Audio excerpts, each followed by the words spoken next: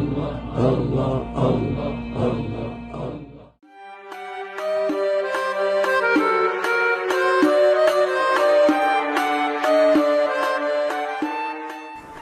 Islam begitu penting dan harus terus dijaga agar terus hidup di tengah-tengah masyarakat. Dengan demikian, menghidupkan syiar Islam berarti upaya penting dalam mempertahankan eksistensi Islam dan kaum muslim itu sendiri. Oleh karena itu, pondok pesantren merupakan tempat yang paling strategis dalam pengembangan syiar Islam dan pembinaan manusia yang berkualitas. Keberadaan pondok pesantren Al-Mahsyar Nurul Iman misalnya, merupakan pondok pesantren yang termasuk salah satu yang terpanggil untuk berkontribusi dalam hal syiar Islam guna meneruskan perjuangan para ulama pada masanya.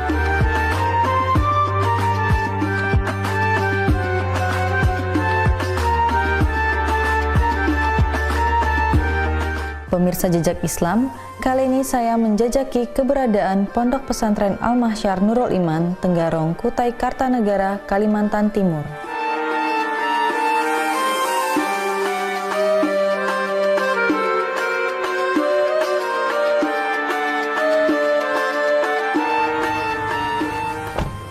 Assalamualaikum warahmatullahi wabarakatuh, pemirsa Jejak Islam.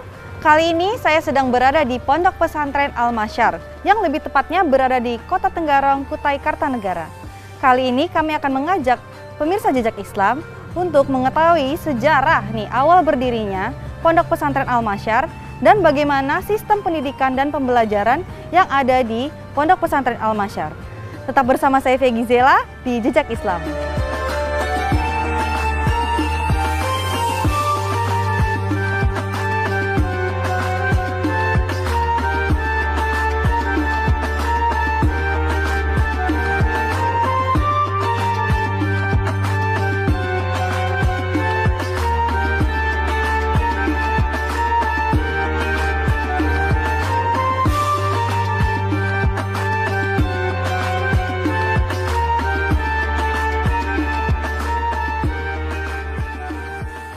Memang, keberadaan dan peran aktif dari pondok pesantren biasanya tidak terlepas dari peran tokoh penggagas atau pendiri pondok pesantren itu sendiri. Sebagaimana juga keberadaan pesantren Al-Mahsyar Nurul Iman yang tidak lepas dari ketekunan dan keseriusan seorang Haji Bahtiar Effendi dan istri Haja Erna Fauzia telah memilih kiprah dan membangun pondok pesantren Al-Mahsyar Nurul Iman ini yang berbasis lembaga pendidikan keagamaan. Pada tahun 2000, beliau sebagai suami istri memiliki niat dan gagasan untuk memiliki dan mendirikan sebuah lembaga pendidikan. Niat beliau tidak lain adalah dalam rangka karena Allah dan sebagai perwujudan ibadah beliau kepada Allah Subhanahu wa Ta'ala. Itu muncul ketika tahun 2000. Di dalam perjalanannya pada tahun 2006, beliau mulai merintis lahan pondok pesantren ini dengan memulai membeli tanah penduduk sedikit demi sedikit. Di awal beliau pada tahun 2006 membeli kurang lebih 2 hektar. Kemudian dalam perjalanan berikutnya masyarakat menawarkan lahan-lahannya untuk dijual kepada beliau karena beliau menyampaikan bahwa lahan tersebut akan digunakan untuk lembaga pendidikan, khususnya pondok pesantren. Dan alhamdulillah akhirnya beliau dapat mengumpulkan tanah seluas kurang lebih 60 hektar. Dengan kesiapan tanah tersebut, dan ketika itu tentu masih kondisi hutan belum terbuka seperti hari ini, maka pada tahun 2008 untuk mendukung gagasan beliau, maka dibentuklah sebuah yayasan pada tahun 2008. Kemudian diperbaharui pada tahun 2011 dan didaftarkan ke Kementerian Hukum dan HAM pada tahun 2012. Di dalam perjalanannya tentu banyak suka duka yang dialami oleh beliau dalam rangka membangun cita-cita beliau, gagasan beliau, mewujudkan cita-cita dan gagasan beliau untuk memiliki sebuah lembaga pendidikan yang unggul dan representatif.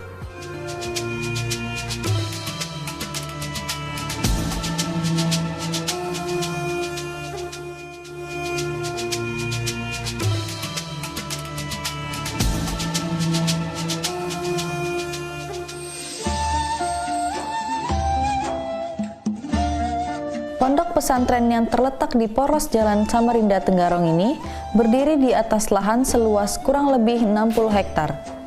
Dibangunnya Pondok Pesantren Al-Mahsyar Nurul Iman dilatar belakangi atas kepekaan seorang tokoh Kalimantan Timur kelahiran Long Iram ini terhadap kondisi pendidikan di Kalimantan Timur yang belum memadai pada saat itu.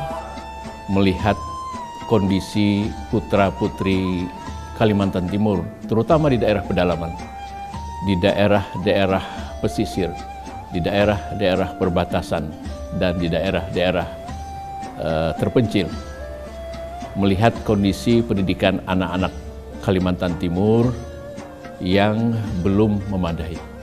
Nah, oleh karena itu, dengan niat ibadah kepada Allah Subhanahu wa Ta'ala untuk mencapai keridhaannya, kemudian kepedulian terhadap kemajuan sumber daya manusia Kalimantan Timur, maka beliau berkeinginan untuk membangun sebuah lembaga pendidikan yang unggul dan representatif. Haji Bahtiar Effendi boleh dikatakan seorang tokoh Kalimantan Timur yang pernah menjabat Ketua DPRD Kutai Kartanegara ini dan didukung oleh istri, di mana Haji Erna Fauzia sendiri adalah wanita pengusaha sukses di kota Raja Tenggarong ini, telah diberikan kelebihan rezeki oleh Allah Subhanahu wa Ta'ala. Dengan tekad yang bulat dan didukung oleh pembiayaan yang memadai, beliau memulai membangun sarana prasarana yang tentunya juga dimulai dengan mematangkan lahan di lahan yang luas tersebut. Nah, pada tahun 2011 Bapak Haji Bahtiar Effendi bin Haji Abdus Samad dipanggil oleh Allah Subhanahu wa Ta'ala. Nah, sehingga gagasan tersebut diteruskan oleh istri beliau, Ibu Hajjah Erna Fauzia.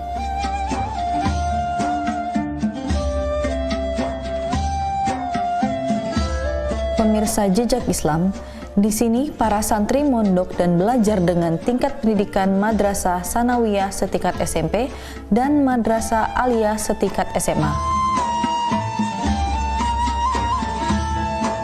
Mereka menempuh pendidikan baik Sanawiyah maupun Aliyah, masing-masing lama tempuh selama 3 tahun seperti halnya pendidikan umum pada biasanya.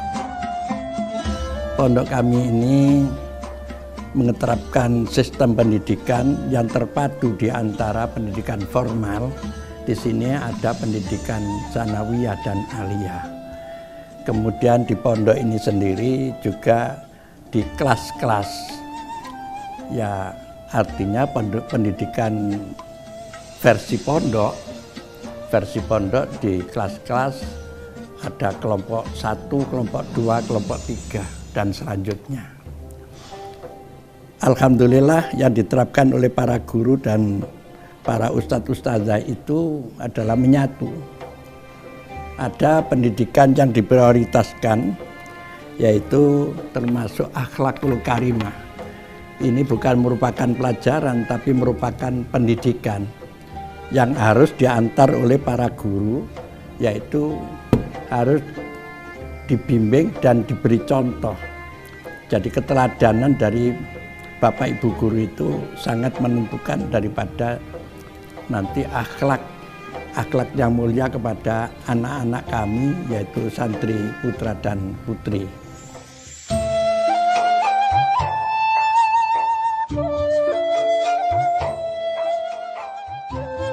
Pemirsa Jejak Islam, sekarang saya menuju ke Masjid Al-Mahsyar untuk melihat apa dan bagaimana suasana eksterior dan interior Masjid Al-Mahsyar Nurul Iman tersebut. Ayo ikuti saya.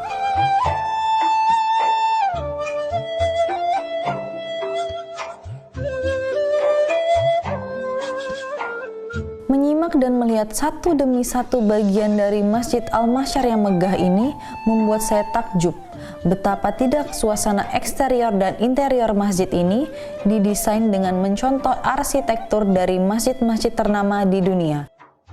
Sehingga sangat menarik dan memukau perhatian bagi siapa saja yang melihatnya.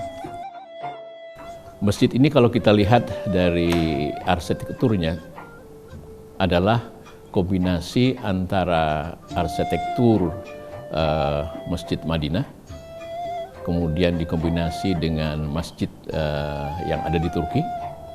Dan ketika itu, karena semangat yang begitu tinggi untuk mewujudkan sebuah masjid yang representatif, beliau mengirim konsultan perencana untuk umrah. Kemudian juga mengunjungi Turki untuk melihat bagaimana sih sebenarnya arsitektur dari masjid-masjid yang sudah dikenal di dunia tersebut. Nah, dari ide tersebutlah kemudian konsultan perencana menuangkan dalam gambar yang wujudnya seperti sudah kita saksikan seperti hari ini.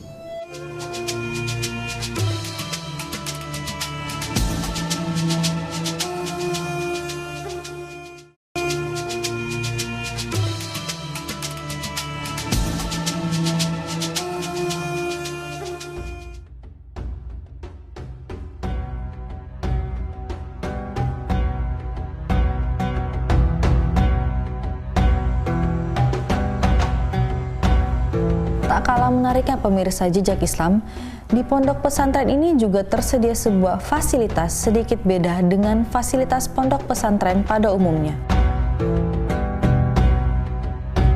Di sini terbangun gedung putih kokoh dan megah layaknya guest house, yaitu sebuah wisma sekelas hotel berbintang 3. Wisma ini dimaksudkan oleh pendirinya sebagai sebagai tempat tamu menginap, terutama bagi orang tua santri yang ingin bermalam di pondok pesantren ini. Ya.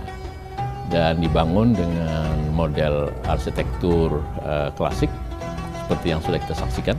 Spanyolan kata orang sekarang, dengan beberapa profil yang sangat menonjol dari arsitektur klasik tersebut. Ya. Gedung dan wisma ini memiliki kamar kurang lebih 20, kemudian ada satu tempat gedung serbaguna, tempat pertemuan, yang mampu menampung kurang lebih 1.000 orang.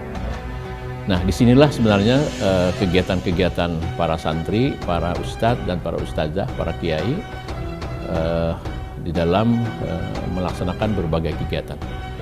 Rapat-rapat terbatas, rapat-rapat besar, kemudian peringatan hari besar keagamaan, peringatan Maulid, peringatan Isra Mi'raj, hari besar Islam yang lainnya, Tahun Baru Islam, halal bihalal, kita lakukan di gedung serbaguna ini. Di samping juga kalau lebih besar lagi, maka kita laksanakan hari besar keagamaan itu di Masjid Al-Masyar Nurul Iman yang tadi sudah kita saksikan.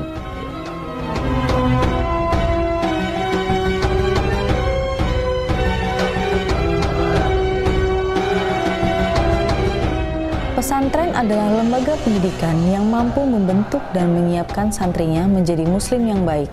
Paling tidak secara implisit bisa dipahami bahwa inilah harapan pokok orang tua atau masyarakat muslim umumnya terhadap pesantren dewasa ini. Khofafah yaitu najis kecil. Contohnya adalah najis kencing bayi laki-laki yang belum berumur 2 tahun dan belum makan dan minum selain ASI. 2. Najis mutawasitoh, yaitu najis sedang. Contohnya nanah dan darah dan lain-lain. 3. Najis mughallazoh, yaitu najis berat. Contohnya anjing, babi, dan keturunannya. Oleh karena itu, tugas pokok yang dipikul pesantren pada esensinya adalah mewujudkan manusia dan masyarakat muslim yang berkualitas dengan harapan mampu membangun dirinya dan masyarakat sekelilingnya. Samai, wa ma'ul bahri, wa ma'ul nahri, wa ma'ul bi'ri, wa ma'ul aini, wa ma'ul salji, wa ma'ul bardi. Di bidang kitab itu harus bisa. Karena itu adalah corak dari pondok, itu harus bisa membaca kitab. Kalau tidak bisa membaca kitab gimana? Ya nanti tidak tahu kita untuk menggali hukum-hukum, lebih-lebih hukum fikih yang selalu berkembang terus itu. Maka di dalam ngaji kitab, di dalam Pondok Al-Maksar ini, itu alatnya didahulukan, baik itu sorob maupun ilmu nahwu. Dan itu juga ada target-target waktu. Kalau satu contoh, amsilah, tasrifan tasila itu menghafalkan berapa bulan, kemudian nahwu juga gitu. Berapa bulan, berapa tahun itu ada. Jadi istilahnya itu di Al-Maksar ini belajar alat kitab itu 1 tahun harus paham. Kemudian dilanjutkan yaitu belajar membaca kitab. Keluar atau di wisuda sanawiyah kelas 9 itu harus bisa membaca kitab. Alhamdulillah saya bangga bisa masuk di pesantren Al-Masyar ini, karena pondok pesantren Al-Masyar ini mengajarkan beberapa hal macam-macam, dan yang paling utama adalah akhlakul karim.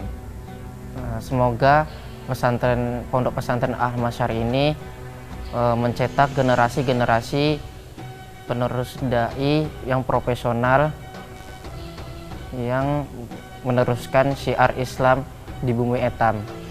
Pada awalnya, saya tidak bisa membayangkan bisa mondok dan menjadi santri di Al-Masyar Nurul Aiman. Bahkan kami tahu pun melalui media sosial seperti YouTube, Facebook, dan Instagram.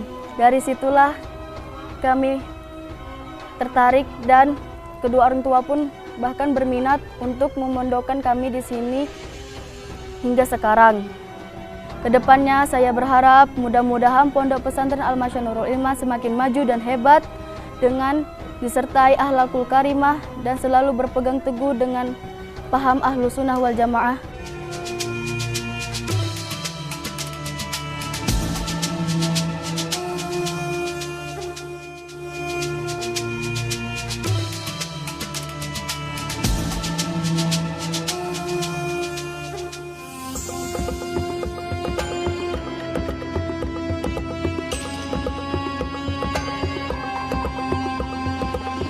Kehadiran Pondok Pesantren Al-Masyar Nurul Iman dengan harapan bisa dirasakan manfaatnya oleh masyarakat, karena bukan hanya mencetak dan membentuk karakter insan-insan yang bertakwa, tetapi bagaimana pesantren bisa berperan aktif untuk menghasilkan insan-insan dan dai-daiyah yang berkualitas.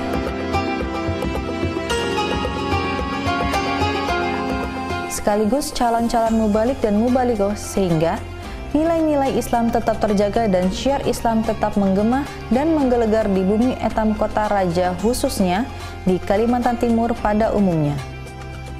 Seperti yang sudah saya sebutkan di atas, bahwa pondok pesantren ini dengan Yayasan Al-Masyar Nurul Iman sebagai sebuah lembaga atau yayasan fokus dalam hal pendidikan, maka kita juga tidak hanya ingin melahirkan para pemimpin-pemimpin yang saleh dan salehah, tetapi juga kita ingin melahirkan para dai yang kompeten, dai yang memiliki kapasitas, dai yang membawa kesejukan, dan yang tidak kalah pentingnya adalah bagaimana dai yang dilahirkan oleh Pondok Pesantren Al-Masyar Nurul Iman ini adalah dai rahmatan lil alamin dalam rangka pengembangan ajaran Islam baik masa kini maupun di masa yang akan datang, dengan pengetahuan yang komprehensif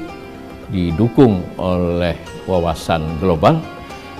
Saya berharap bahwa dai dari lulusan Pondok Pesantren Al-Masyar Nurul Iman ini dapat mewarnai kehidupan dakwah Islam di Indonesia umumnya dan di Kalimantan Timur pada khususnya. Bismillahirrahmanirrahim. Cita-cita mulia Haji Bahtiar Effendi dan istri Haja Erna Fauzia, pendiri pondok pesantren ini, berhasrat di pondok pesantren Al-Masyar ingin mencetak pemimpin-pemimpin yang soleh dan soleha, berpengetahuan komprehensif, yaitu pengetahuan terpadu antara pengetahuan umum dan pengetahuan keagamaan. Isim dhamir, isim mausul, isim isyarah, isim yang mudah pada yang 5. Sebutkan nantuknya isim ma'rifat wa ghairuhu ma'rifatun kaum waji wa inda waqni wal gulami walazi. Kita lanjut lafat al-miyahu. Syahid al-miyahu mu'rab apa mabni? Mu'rab yang mana? Pillah apa kasrah? Ikut wazan apa? Fi'alun. Dalam lafat tersebut apa tanda i'rabnya? Rubah kirab nasab. Rubah kirab jar. Bagus, terima kasih. Lanjutannya al-miyahu allati yajuzu. Lafat allati, dalam lafat allati yajuzu, allati ma'rifat apa nakirah? Kenapa? Umum apa khusus? Mudzakkar apa muannas? Menunjukkan apa? Mufrad. Bagus. Baik, anak-anakku sekalian, alhamdulillah pertemuan pada hari ini cukup memuaskan bagi Ustadz. Mudah-mudahan kedepannya tambah lebih baik lagi. Saya akhiri. Assalamualaikum warahmatullahi wabarakatuh. Waalaikumsalam warahmatullahi wabarakatuh.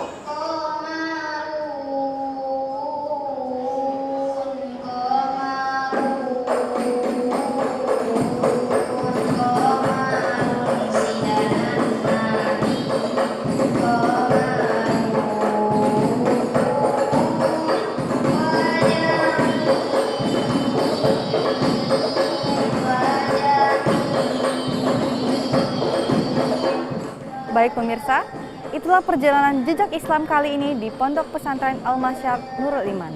Semoga ilmu yang kita dapat hari ini dapat menambah wawasan pengetahuan kita. Demikian, saya Fegi Zela dan seluruh kru yang bertugas pamit undur diri. Wassalamualaikum warahmatullahi wabarakatuh.